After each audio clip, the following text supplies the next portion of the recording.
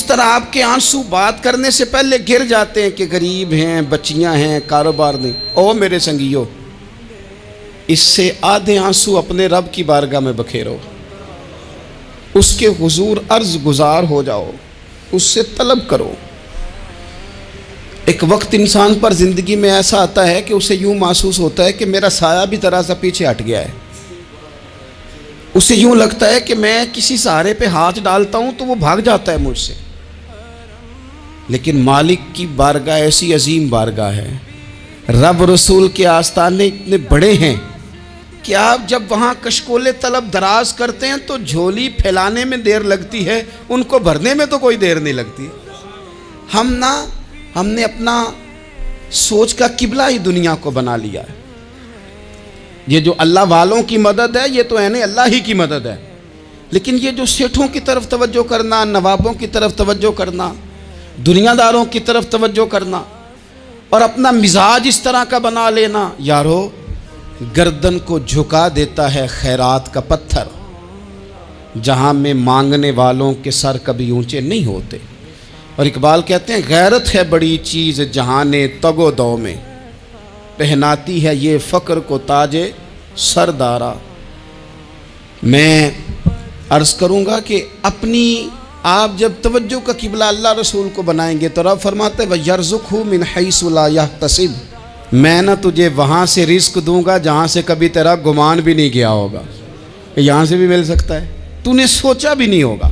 بخاری شریف میں حدیث ہے، حضرت جابر ابن عبداللہ فرماتے ہیں نبی پاک صلی اللہ علیہ وسلم نے 300 لوگوں کا ایک لشکر روانہ کیا کسی مہم کے لیے، کسی جہاد کے لیے۔ حضرت ابو عبیدہ بن جراح رضی اللہ تعالیٰ عنہ امیر لشکر تھے۔ فرماتے ہیں غربت اتنی زیادہ تھی، بھوک اتنی زیادہ تھی کہ ایک ایک کھجور دن میں ایک وقت کھانے کو ملتی تھی، اور کچھ دن ایسے آئے کہ اب کھجور بھی نہیں مل رہی۔ فرماتے ہیں اتنی زیادہ بھوک لگی مجاہدین کو 300 بندہ پتے کھا کے گزارا ہونے لگ گیا۔ یہ بخاری میں موجود ہے۔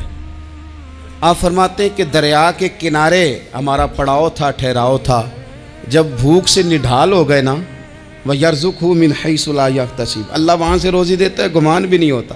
فرماتے ہیں ایک مچھلی اللہ تعالیٰ نے دریا کے کنارے بھیجی، فرماتے ہیں وہ تھی تو مچھلی پر پہاڑ جتنی تھی۔ بخاری میں لفظ ہیں، حضرت جابر ابن عبداللہ رضی اللہ تعالیٰ عنہ فرماتے ہیں 300 آدمی 18 دن تک اس مچھلی کو کھاتے رہے، مچھلی ختم ہی نہیں ہوئی۔ مچھلیاں نہیں، مچھلی کہتے ہیں 18 دن 300 بندہ کھاتا رہا، مچھلی ختم ہی نہیں ہوئی۔ اور فرماتے ہیں کہ اس کی ہڈی نکال کے، کانٹا کہیں گے آپ اپنی زبان میں، کہتے ہیں وہ نکال کے نا تو اس کو کھڑا کیا نا جب، تو اونٹ کجاوے سمیت اس کے بیچ سے گزر جاتا تھا، 2 اس کے کانٹے جوڑے۔ فرماتے ہیں وہ اس کا گوشت ہم کھاتے تھے اور اس کی چربی بطور تیل کے ہم جسموں پہ ملتے تھے، بیماروں کو اس سے سکون آتا تھا، تندرستی شفا ہوتی تھی۔ فرماتے ہیں ہم کھایا بھی ہم نے، اور کچھ لے کے ہم مدینے بھی گئے، اور قربان جائیں نبی پاک نے بھی اس میں سے کھایا۔ ہم نے عرض کی حضور یہ معمہ کیا ہے، یہ ماجرا کیا ہے؟ تو محبوب نے فرمایا تمہارے پاس غذا نہیں تھی، رب نے تمہارے لیے بندوبست کیا ہے، اللہ نے تمہیں دیا ہے۔ مکان شروع کر لیا، ایک صاحب نے وہ مکان بنانے لگے، آپ وہ حساب لگا رہے ہیں، کہتے ہیں میرے پاس اتنے پیسے ہیں، اتنے میں نے فلانے دوست سے کہنا ہے اس نے دے دینے، اتنے فلانے رشتہ دار سے کہنا ہے اس نے دے دینے، اتنے فلانے سے کہنا ہے اس نے دے دینے۔ یہ ساری کاپی بنا کے مکان شروع کر لیا۔ جو روز کہتا تھا نا کوئی حکم ہو جاتے 10 سب سے پہلے اس کو کہا میاں پیسے چاہیے دن، وہ کہندا ہو کل ہی منڈا ٹوریا ہے، کہتے تو پرسوں 10 داتے لب جانے سن۔ میں آپ کو اپنے تجربے کی بات بتا رہا ہوں۔ جن لوگوں کا خیال ہوتا ہے نا کہ آپ سٹارٹ کریں فلانا کام، ہم آپ کے ساتھ ہیں، اللہ کا ہی کوئی نظام ہے، وہ بالکل بھی نہیں ساتھ ہوتے۔ لیکن ایسا نہیں ہے کہ کوئی ساتھ نہیں ہوتا، اللہ تعالیٰ بڑے اسباب پیدا کرتا ہے، وہاں سے دیتا ہے جہاں سے گمان بھی۔ ہمارا یہ ذہن بن جاتا ہے ہم ساری اپنے حساب سے چلتے ہیں، اتنے رشتہ داروں سے، اتنے، کون آپ کے ساتھ چلے گا؟ سوال ہی نہیں پیدا ہوتا۔ یہ سارے کام چھوڑ کے سب سے پہلے 2 رکعتیں پڑھو، اپنے رب کی بارگاہ میں، رسول کائنات کی بارگاہ میں گزارشات اور استغاثے پیش کرو، وہاں سے خیر طلب کرو۔ دنیا دار کیا دیں گے، کیا دے سکتے ہیں، کیا حیثیت ہوتی ہے کسی. اللہ کہتا ہے وہاں سے دوں گا. تو جو اللہ مال دے وہ لینا چاہیے کہ رشتہ داروں کا مال دیکھنا چاہیے؟ جو اللہ دے وہ لینا چاہیے کہ سیٹھوں نوابوں کی جیبیں دیکھنی چاہیے؟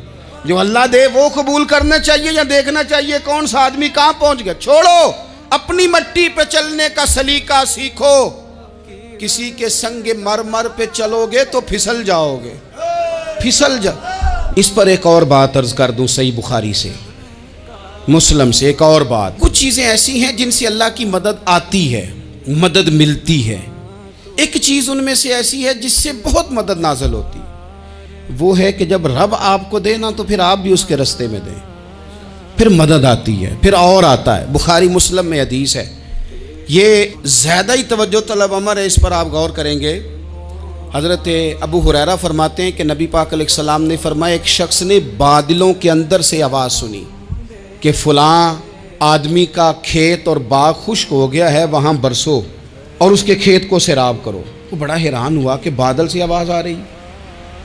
پھر اس نے دیکھا کہ ایک پہاڑی پر بارش ہوئی، وہ بادل وہاں برسا، پھر نالیوں سے ہوتا ہوا پانی ایک طرف چلا. تو جس نے آواز سنی تھی، حضور بیان کر رہے ہیں، وہ بھی پیچھے پیچھے چلا کہ پانی کدھر جا رہا ہے. اس نے جا کے دیکھا کہ ایک مقام پہ ایک باغ کو وہ پانی لگ رہا ہے اور ایک آدمی وہ پانی لگا رہا ہے. اس نے اس سے پوچھا تیرا نام کیا ہے؟ اس نے کہا کیوں؟ کہنے لگا بتا نا. اس نے نام بتایا تو کہنے لگا یہی تو وہ نام ہے جو میں نے بادلوں کے اندر سے سنا ہے کہ فلاں کے کھیت کو پانی دے دو. اس نے کہا یار تو کیا عمل کرتا ہے کہ اسپیشل تیرے لیے بارش برسے؟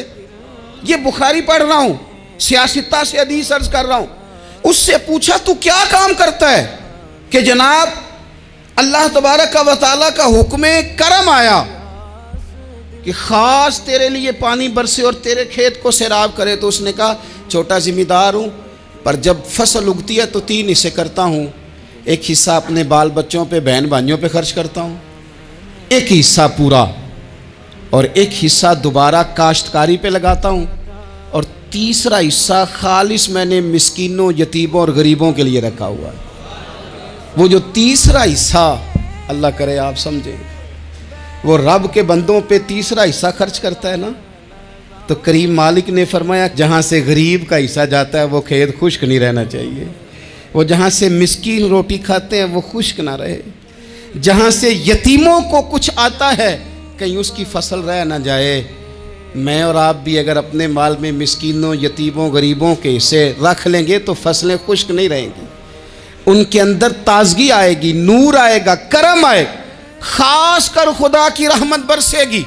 مدد اللہ سے چاہیں، اپنی توجہات کا مرکز رب رسول کی ذات کو بنائیں، پھر آپ محسوس کریں گے کہ بڑی جلدی اللہ تعالیٰ کی مدد آنے لگی ہے.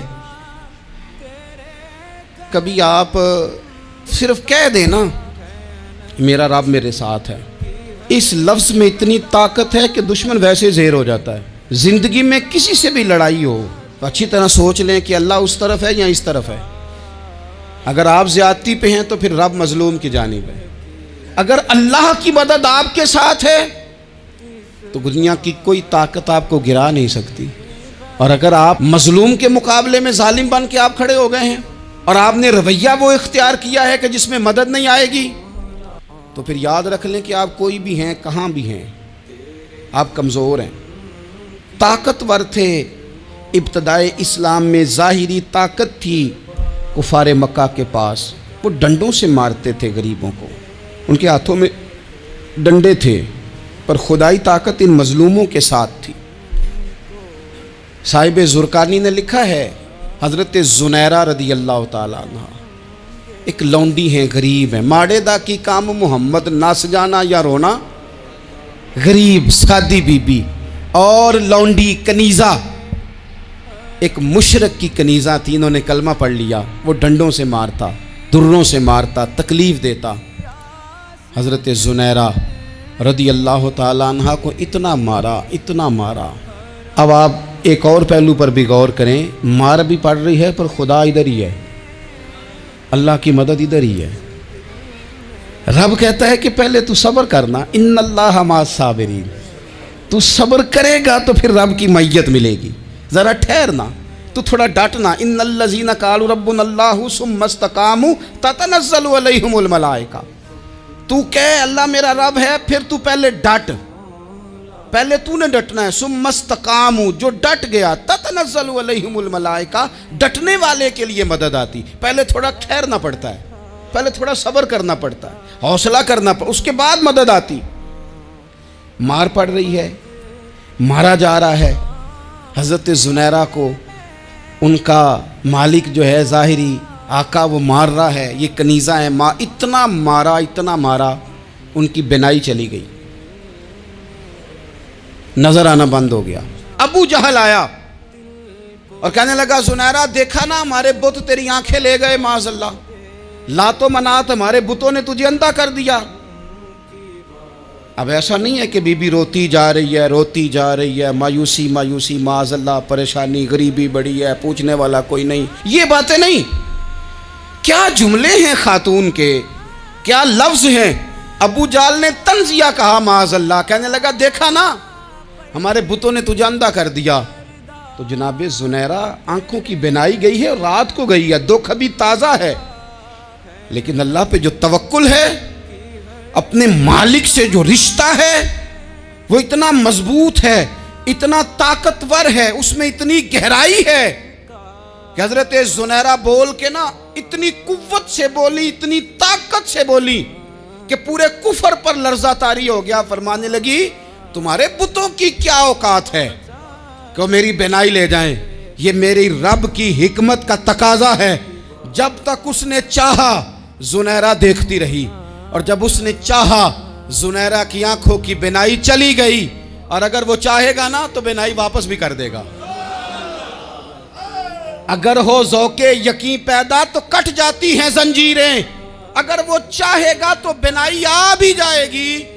حضرت زنیرہ نے رات کو یہ لفظ کہے، ابو جہل اور سارے کفار ڈر کے سن کے چلے گئے.